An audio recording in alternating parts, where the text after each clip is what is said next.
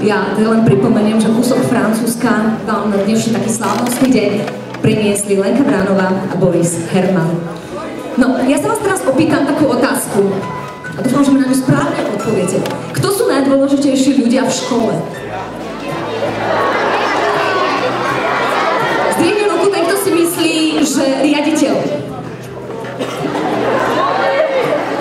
Pozeráme do prvých radov. Zle, dole. Ja vám poviem, tí najdôležitejší ľudia sú pán školník a pani upratovačka. Čak.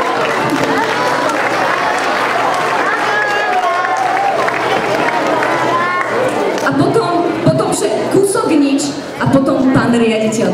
Takže pán magister Martin Staňo, nech sa páči a vy mu zatliskajte.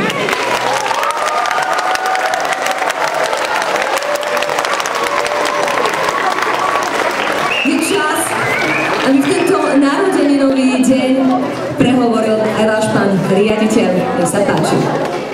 Ďakujem. Vážení hostia, vážené kolegyne, kolegovia, milí žiaci. Tak ako firmy, tak ako ľudia, aj firmy či organizácie majú vo svojej dlhoročnej histórii chvíle, keď rekapitulujú svoj doterajší vývoj. Väčšinou to býva pri príležitosti okrúhleho výročia vzniku. A dnes je ten významný deň, keď si aj my pripomíname výročie vzniku našej základnej školy. Ako sa to všetko začalo? Písal sa rok 1962. Zo školskej kroniky sa dozvedáme. Mestečko rástlo a rástlo. Deti pribúdalo a jedna škola bola malá. Vo vyučovaní hrozila trojsmernosť. Na základe rozhodnutia Okresného národného výboru odbor školstva a kultúry v Považskej Bystrici za mimoriadnej angažovanosti predsedu Mestského úradu inžiniera Ondreja Hliničana bola dňa 1.9.1962 zriadená druhá základná 9-ročná škola s počtom 589 žiakov rozdelených do 18 tried. Lenže stavbári neodovzdali novú budovu školy do užívania 1. septembra a vyučuje sa zatiaľ čiastočne v budove prvej a čiastočne v iných budovách obce. Vďaka úsiliu predstaviteľov mesta, pracovníkov pozemných stavieb a brigádnickej pomoci rodičov po stovkách odpracovaných hodín nastáva 19. november 1962. Deň, keď bol pavilon A novej školy odovzdaný do užívania a tak sa začína písať história základnej školy na ulici Janka Kráľa. Od otvorenia budovy školy sa udialo veľa zmien. Boli vždy uskutočňované s túžbou ísť dopredu, prispôsobiť sa novým požiadavkám doby, žiakov i spoločnosti. Postupne k budove školy pribúdali ďalšie objekty.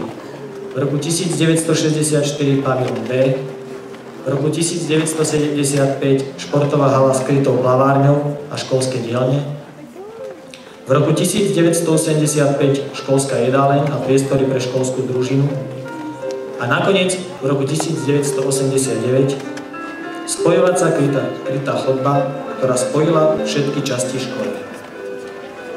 Dnes je škola modernou inštitúciou, ktorá prešla vďaka zriaďovateľovi rozsiahlou rekonštrukciou. Pribudli nové multimediálne učebne, počítačové učebne a podmienky pre šport jej závidia viaceré školy.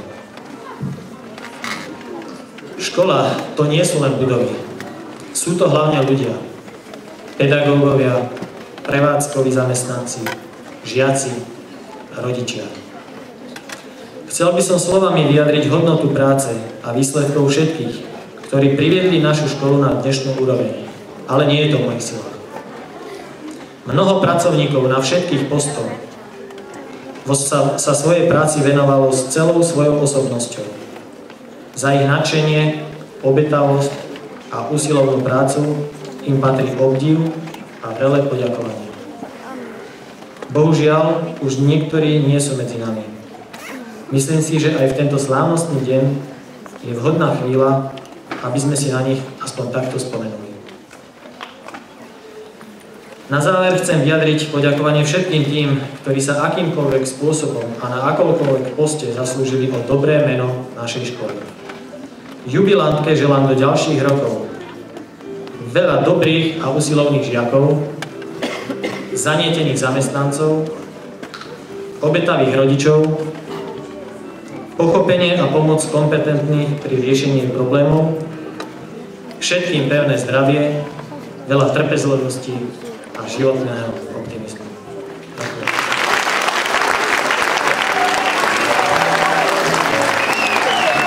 Ďakujem za príhovor, to bol váš pán riaditeľ, magister Martin Staňo. No a samozrejme, kto na tomto javisku pri tomto krásnom výročí nesmie chýbať, je pán primátor. Nech sa páči, pán primátor, inžinier Peter Marušinec.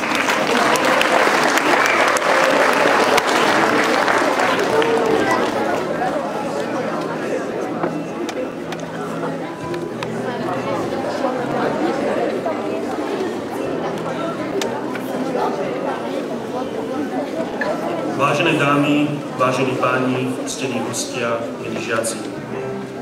Je pre mňa cťou, že sa vám môžem v mene mesta a mestského zastupiteľstva prihovoriť pri tejto slávnostnej príležitosti.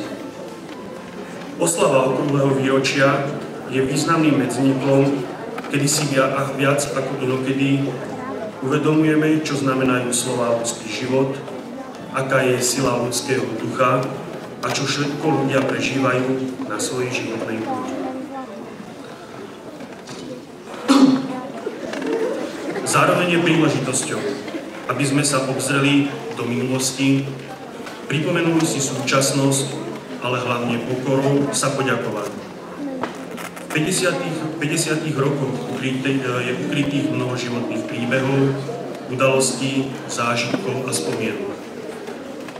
Mnohí z vás v škole prežili svoje detstvo, naučili sa písať, čítať a počítať. Zostal v nej kus vášho života, ale určite ste si odniesli veľa dobrého a užitočného.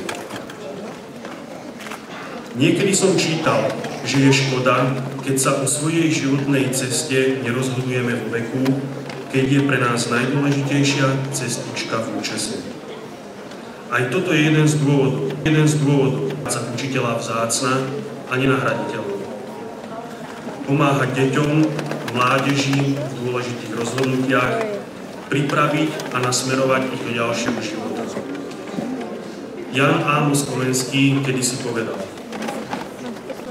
hlboko sa pokloň poráčovi, lebo dáva chlieb.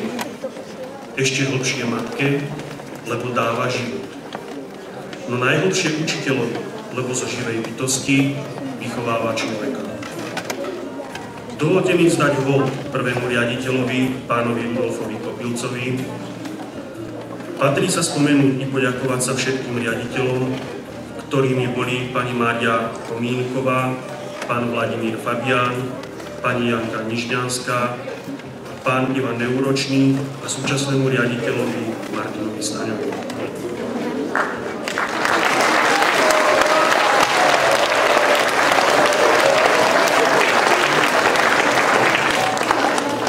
Zároveň moje úprimné poďakovanie patrí všetkým pracovníkom, ktorí pôsobili v škole. Je šťastím pre žiaka, ak má dobrého učiteľa. Som toho názoru, že základná škola Janka Krála ich vždy mala. Dôkazom sú výsledky súčasných i bývalých žiakov. Na záver si dovolujem ešte raz poďakovať sa všetkým pedagogickým, nepedagogickým pracovníkom i žiakom za to, že šírite dobré meno školy, ale aj mesta. Verím, že si dnešný deň budete dlho pamätať a zostanú vás milé spomienky na túto dôstojnú slávnosť. Želám škole veľa ďalších úspešných rokov, vynikajúcich pedagógov a usilovných žiakov. Pán primátor Novej Dubnice, inžinier Peter Marušinec. A teraz prichádza niečo neplánované, tak si to uvedte, pán primátor. Ak dovolíte, pri tejto slávnostnej príležitosti by som poďakoval pánovi riaditeľovi a hlavne celej škole by som chcel odovzdať na pamiatku niečo, čo bude pripomínať tento dnešný deň aj pre ďalšie generácie.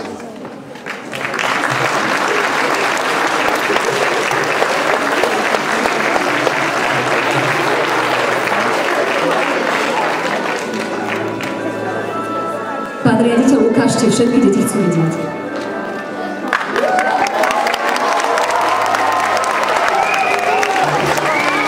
Už ešte raz ďakujem pánovi primátorovi.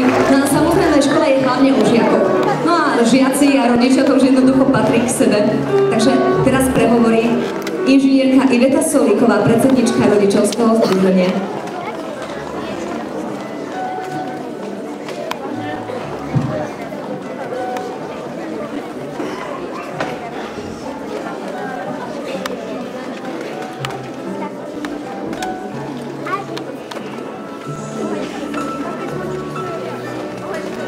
Milí žiaci, vážení učitelia, rodičia, vzácni hostia. Hovorí sa, čože je to 50-ka. Pred pár mesiacmi to hovorili mne. Želali mi zdravie, šťastie, lásku a rodinnú pohodu. Ale čo tak zaželať dnešnej oslávenkyni? Želám jej veľa usilovných, svedomitých a nadaných žiakov. Želám jej veľa trpezlivých, múdrych a oddaných učiteľov. Želám jej, aby naďalej prekvitala, aby jej chodby boli plné len radosti a detského žalotu. Želám našej škole, aby bola taká, ako si ju všetci želáme. Aby bola taká, aby do nej s radosťou a nie s plačom chodili všetci žiaci, učitelia, ale i rodičia a ďalší hostia. A čo by som zaželala celej školskej rodine?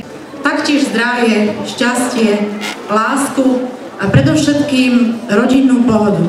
Pretože len v takom prostredí môžu nám vyrastať zdravé, šťastné a nadané deti. Preto mi na záver dovolte, aby som symbolicky pozdvihla čašu a našej oslávenkyni zaželala do ďalšej 50-ky všetko len to a to najkrajšie. Ďakujem pekne. A to teraz práve tlieskate pani inžinierke Ivete Solíkovej, predsedničke rodičovského združenia. Ja ešte raz poprosím pána riaditeľa. Poďte ku mne, pán riaditeľ. Videli ste, decká, a vy všetci dospelí, tú prezentáciu, ktorá bola na začiatku, ako tá škola vyzerala v tých svojich prvých rokoch? A dobre ste pozerali tie fotky takých tých učiteľov, čo tam boli? A teraz vy, dospelí, zahrajte sa chvíľu na žiakov. Prihláste sa, kto sa tam našiel.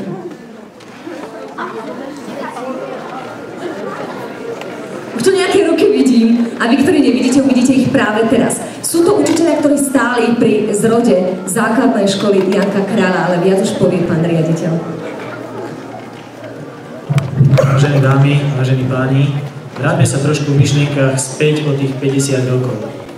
Myslím si, že všetci učitelia, ktorí boli pri vzniku školy, bolo ich 23 pedagogických zamestnancov, si zaslúžia byť pripomenutí v tento okamih.